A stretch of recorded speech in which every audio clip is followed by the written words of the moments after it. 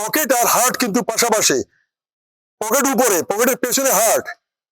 কখনো যেন পকেটের দিকে যেন সেই লোকের দৃষ্টি না থাকে, সবসময় যেন পকেটের পেছনে যে হৃদয়, সেই হৃদয় যেন যদি রাখে। মানুষ আসলে প্রচন্ড রকম একটু বাঁকা চোখে দেখতো এবং হিংসা করত এবং মন্দ চোখে দেখতো।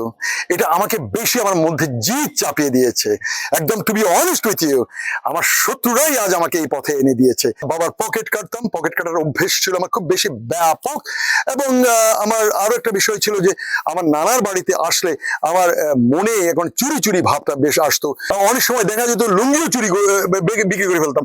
আমার মামা যে চেয়ারম্যান সাহেব মুজাম্মেল সাহেব, আমি ওনার লুঙ্গি বিক্রি করে সিনেমা দেখতে গেছি। আমার নাম বনি আমিন, আমি এই বাংলাদেশে আমার জন্ম হয়েছে এবং আমি জন্মগ্রহণ করেছি এই হাতিয়া দ্বীপের একদম সর্বদক্ষিণে চরচেঙ্গা নামে একটি চরাঞ্চলে, গহীন চরাঞ্চলে, সোনাদিয়া ইউনিয়নে আমার জন্ম। আমার পেছনে যে বাড়িটা দেখা যাচ্ছে এটা হচ্ছে সেই ঘর যেখানে আমার জন্ম হয়েছে। এই সেই ঘর হাবিবুল্লাহ মিয়ার বাড়ি। শৈশবের গল্প কি বলবো, ডাঙ্গুলি খেলতাম, তারপর হাডুডু খেলতাম, বৌসি খেলা কি যেন ছুঁয়ে যাওয়া। এখানে নানার বাড়ির সামনে যে ধান খেত ছিল, এখন তো সব বাড়ি হয়ে গেছে। এখন তো বিছানা চাদর ঝাড়া দিলেই সকালে দেখা যায় যে একেবারে ইঁদুরের বাচ্চার মতো মানুষ আর মানুষ আদম সবখানে। কিন্তু এত মানুষের ফাঁকে এগুলো কেটে দিও কেমন। এত মানুষের ভিড়ে আপনার এই জমিনগুলো হারিয়ে গেছে। সে খালি জমিনের উপরে কিন্তু আমরা দাঁড়িয়ে বান্ধা খেলতাম, বৌসি খেলতাম, মামা আবার সমবয়সী মামা সমবয়সী খালাদের সাথে খেলতাম। সেই স্মৃতিগুলো মনে আছে। অবশ্যই দুষ্ট কিছু স্মৃতি আছে। সেই স্মৃতিগুলো হচ্ছে বাবার পকেট কাটতাম, পকেট কাটার অভ্যেস ছিল আমার খুব বেশি ব্যাপক।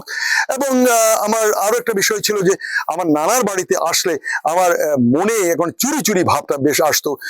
নানাকে জ্বালিয়ে মারতাম। নানার বাড়িতে সুপারি চুরি, চাল চুরি, এবং অনেক সময় দেখা যেত লুঙ্গিও চুরি বিক্রি করে ফেলতাম। আমার মামা যে চেয়ারম্যান সাহেব মুজাম্মেল সাহেব, আমি ওনার লুঙ্গি বিক্রি করে সিনেমা দেখতে গেছি হাতিয়া টাউনে। আজও মনে পড়ে না, আমার মামা সে লুঙ্গি আর খুঁজে পাই নাই, লুঙ্গি বিক্রি হয়ে গেছে।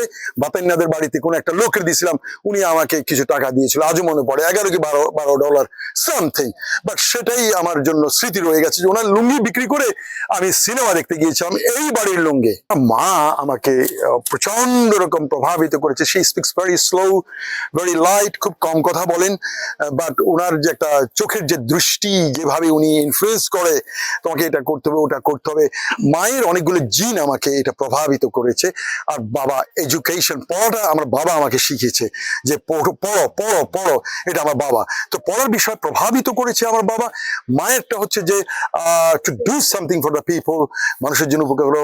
প্রথম first you help your family and then outside. মায়ের প্রভাব তো অনেক আছেই। আমি মা এবং বাবার দুজনের গাত্র বর্ণের মিশ্রণ। আমি সবসময় দেখতাম যে আসলে আমাকে মানুষ আসলে প্রচন্ড রকম একটু বাঁকা চোখে দেখতো এবং হিংসা করত এবং মন্দ চোখে দেখতো। এটা আমাকে বেশি আমার মধ্যে জিদ চাপিয়ে দিয়েছে। একদম to be honest with you, আমার শত্রুরাই আজ আমাকে এই পথে এনে দিয়েছে।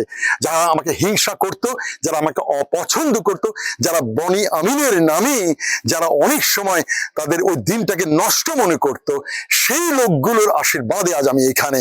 সোজা কথা হচ্ছে যে তাদের চক্ষুশূলটা ওটা রাউন্ড অ্যাবাউট করে আদার ওয়ে ওদের দিকে চলে গেছে, আমাকে এই অবস্থানে নিয়ে এসেছে। আমি সবার চোখের দিকে তাকাই, কেউ যখন আমার সামনে বসে তাকায়, I read their mind, I look at their চোখ, look at their eyes, যে লোকটা আসলে কিন্তু মুখে মুখে মিষ্টি মিষ্টি কথা বলছে, কিন্তু ভেতরে কিন্তু আমাকে প্রচন্ড অপছন্দ করে। আর ওই অপছন্দটাকে আমি পছন্দের মধ্যে নিয়ে এসেছি। ওর অপছন্দের স্বরে অটাকে আমি হটিয়ে দিয়েছি, আর সেই স্বরে অটা ওকে দিয়েছি। সেই ওর অপছন্দের স্বরে অটাকে আমি নিয়ে আমি মানুষ সেখানে স্বরে অ বসিয়ে দিয়ে মানুষ হয়েছে। সে মানুষ, বাট আমিও মানুষ, দ্যাটস অল। আমি আসলে আলোচনা করতে গেলে অনেকগুলো দেশের কথাই আসবে। প্রায় 81 দেশ আমি ভ্রমণ করেছি। একটি দেশে 33 বার, অনেকগুলো দেশ ডজনের উপরে গিয়েছে।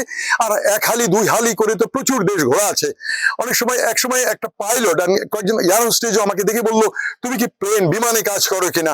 না, আমি কাজ করি না। তোমাকে দেখলাম না গত সপ্তাহে মুখখানে। আবার একদম পাইলট আমাকে বললো যে তুমি তো মনে হয় চায়নাতে ফ্লাই করেছিল ওই সময়, আজকে তুমি আবার ওদিকে যাচ্ছ। তো এই যে জিনিসটা আসলে আমি প্রায় 81টা দেশ ঘুরেছি এবং আমার ঘোরার এক একটা মুহূর্ত দেশে এক এক রকম।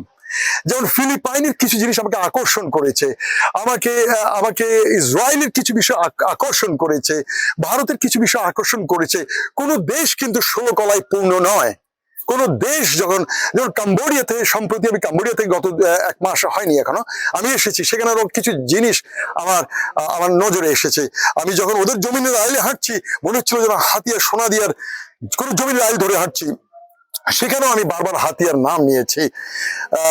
সোজা কথা হচ্ছে যে এটা কিন্তু বৃহৎ, it's big big, your question is very small, প্রশ্নটা খুবই ছোট, কিন্তু এটার উত্তরটা হচ্ছে বৃহৎ। আমি বাংলাদেশের রাজনীতিতে সম্পৃক্ত হওয়ার ইচ্ছা তো থাক দূরের কথা, আমি বাংলাদেশের রাজনীতিতে আমি নামও নিতে পারবো না, কারণ আমি প্রথমেই বলেছি যে আমি বাংলাদেশের নাগরিক নই। আমার মাধ্যমে যদি আমার এই দ্বীপ যদি প্রশাসনের দৃষ্টি আকর্ষণ করতে পারে, আমার মাধ্যমে যদি বাংলাদেশের সংশ্লিষ্ট প্রশাসন যদি মনে করে বনিয়ামিনের এই জেলা, এই দ্বীপের জন্য কিছু করা দরকার, সেটাই হবে আমার প্রচেষ্টা। সত্য কথা বলতে হবে কোন রকম, এবং সবসময় মনে রাখবে পকেট আর হার্ট কিন্তু পাশাপাশি।